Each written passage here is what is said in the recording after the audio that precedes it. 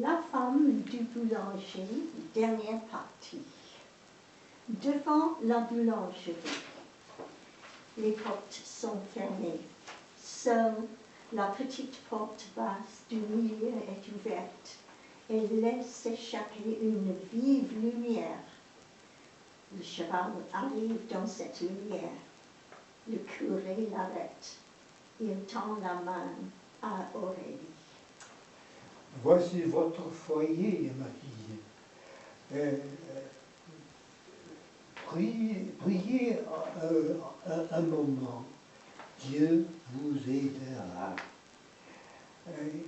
Que la paix soit avec vous. Il prend le cheval par la bride. Il s'éloigne. Aurélie demeure un instant immobile. Puis elle entre bravement et elle referme la porte derrière elle. Elle reste debout contre la porte qu'elle vient de fermer. Elle lève ses yeux. Au fond, devant le four, il y a Aimable qui la regarde. Un assez long silence. Enfin, Aurélie parle. Pardon. Pardon de quoi? De ce que j'ai fait. Ce que tu as fait? Qui te le demande? Tu le sais? Forcément que je le sais. Je t'ai fait du mal. J'ai été beaucoup inquiet parce que tu ne me l'avais pas dit. Tu pars, toi, comme ça, quand ça te prend, et tu ne m'avertis pas. Tu ne me dis même pas où tu avais mis la boîte du café, ni mes mouchoirs, ni mon bouton de col. Je le cherche depuis 2 jours. Tu as eu envie de voir ta mère, je le comprends. Je ne te le reproche pas. Tu n'as pas voulu me le dire parce que je suis un peu trop autoritaire. D'accord, je le comprends pas, je le comprends. Mais la mère, est-ce qu'elle ne pouvait pas envoyer un télégramme? Est-ce qu'elle ne pouvait pas me rassurer? Enfin, tout de même, elle a été raisonnable, puisqu'elle t'a envoyé tout de suite.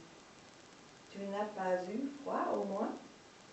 Qu'est-ce que ça peut faire? Beaucoup. Maintenant que je suis si contente de te revoir, tu ne vas pas me faire une maladie. Viens, t'asseoir. Viens, ne reste pas là. Il l'emmène dans le fournis. Et dans le fournis, il y a la petite table toute prête avec un poulet rôti, une bonne bouteille et un petit pain en forme de cœur. Assieds-toi là, ma belle. Tu dois avoir faim? Tiens, j'avais préparé à manger pour moi parce que je ne savais pas si tu reviendrais ce soir. Mange. Va, moi, j'ai pas faim. Aurélie, elle a brusquement de grosses larmes. Ne me pardonne pas comme ça. Ça me fait mal. Ne me parle plus de pardon, parce que tu finirais par me donner des idées. Il prend le seau et commence à verser de l'eau dans le pétrin. Aurélie le regarde, immobile. Ça t'étonne de me voir pétrir à ces heures-ci? Je ne sais pas. Écoute, il faut que je t'avoue quelque chose. Depuis que tu es parti, je ne me suis pas bien conduite. Elle lève les yeux belles et effrayés. N'aie pas peur, ce n'est pas bien grave. Mais enfin, comme j'étais seule, j'en ai profité pour boire des apéritifs. Oui, c'est une envie que m'est venue, comme ça, bêtement. Une espèce de coup de folie. Un coup de folie, ça peut tomber sur tout le monde. D'ailleurs, ça m'a rendu malade comme un chien. Et aujourd'hui, je n'ai pas fait de pain. Alors, dans le village, ça les a bien ennuyés. Et je leur ai promis de leur en faire pour ce soir. Voilà la vérité. Il retourne à sa farine et à ses seaux. Aurélie prend sur la table le petit pain doré en forme de cœur. Et celui-là, qui est-ce qui l'a fait? C'est moi. Il a une drôle de forme, une forme comique. Je l'ai cuit dans le four de poêle de la cuisine. J'ai jeté un morceau de pâte dedans au hasard et regarde, un peu comme cette pâte et elle est tombée. Enfin, je n'ai fait que celui-là pour toi, enfin pour moi. Je dis pour toi parce que c'est toi qui vas le manger.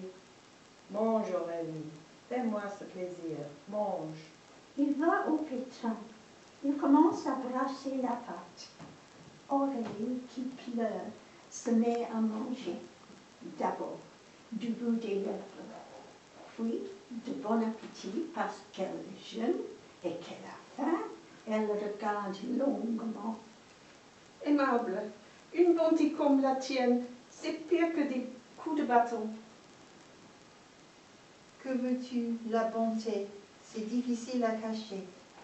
Alors, excuse-moi, je ne le fais pas exprès et je te demande pardon. Tu sais tout? Moi, oui. Tout ce qui concerne le pain. Et ça me suffit.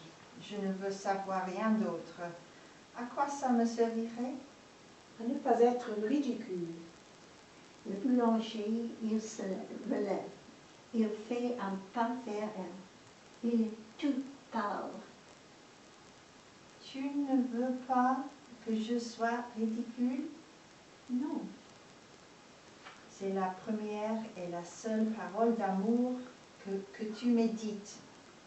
Alors, je ne sais plus quoi faire. il reste là et au bout de ses bras bâillantes pendent ses grosses mains que la pâte épaissit encore. Et tout à coup, il tourne la tête vers la petite porte qui conduit à la cave. Pour la chatière, la chatte noire, la pomponnette vient d'entrer. Le boulanger la regarde un instant et il prend un air sévère Ah, te voilà, toi. à sa femme. Regarde, la voilà la pomponnette. Garce, salope, ordure. C'est maintenant que tu reviens? Et le pauvre Pompon dit, qui s'est fait un mauvais sang d'encre pendant ces 3 jours. Il tournait, il virait, il cherchait dans tous les coins. Plus malheureux qu'une pierre il était. À sa femme, Et elle, pendant ce temps-là, avec son chat de gouttière, un inconnu, un bon à rien, un passant au clair de lune. Qu'est-ce qu'il avait dit de plus que lui? elle baissa la tête. Rien. Toi, tu dis rien. Mais elle, si elle savait parler, ou si elle n'avait pas honte, ou pas pitié du vieux Pompon, elle me dirait, il était plus beau. Et qu'est-ce que ça veut dire, beau? Qu'est-ce que c'est cette petite différence de l'un à l'autre? Tous les Chinois sont pareils, tous les nègres se ressemblent, et parce que les lions sont plus forts que les lapins, ce n'est pas une raison pour que les lapines leur courent derrière en clignant de l'œil. À la chatte avec amertume. Et la tendresse en l'or. Qu'est-ce que tu en fais?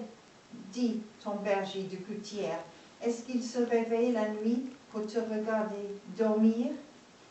Est-ce que si tu étais parti, il aurait laissé refroidir son four s'il avait été boulanger? La chatte, tout à coup, s'en va tout droite vers une assiette de lait qui était sur le rebord du four et lappe tranquillement. Voilà. Elle a vu l'assiette de lait, l'assiette du pauvre Pompon. Dis, c'est pour ça que tu reviens? Tu as eu faim et tu as eu froid? Va, bois-lui son lait, ça lui fait plaisir. Dis, est-ce que tu repartiras encore? Elle ne repartira plus. Le boulanger à la chatte à voix basse. Parce que si tu as envie de repartir Il vaudrait mieux repartir tout de suite. Ça serait sûrement moins cruel. Non, elle ne repartira plus jamais. Elle s'élance vers lui. Elle baisse la grosse main toute gluante de pâte, puis elle se blottit contre lui. Qu'est-ce que tu as, Aurélie? Qu'est-ce qui te prend? Je ne sais pas, je suis pas bien. Si tu allais te coucher? Non, je veux rester près de toi. J'ai froid. Écoute, c'est le moment de rallumer le four. Viens, ça nous réchauffera tous les deux. Il va vers le four. Il ouvre la grosse porte de pierre. Elle l'a suivi jusque-là. Il prend un morceau de fil de fer qui porte un petit chiffon. Il le trempe dans un couvercle de boîte en fer blanc qui est plein d'alcool. Puis il allume le tampon à la lampe et il approche des fagots la petite flamme bleue. Timidement, Aurélie arrête son bras. Oh, ça serait bien. Ça serait juste. Il lui donne la petite flamme. Il s'éteint quand tu t'en vas. Tu l'allumes quand tu reviens. C'est naturel. Aurélie plonge la flamme dans les fagots de bois de thym et tout à coup le feu crépite. Le boulanger regarde l'incendie, un peu de fumée vient dans le fourmil.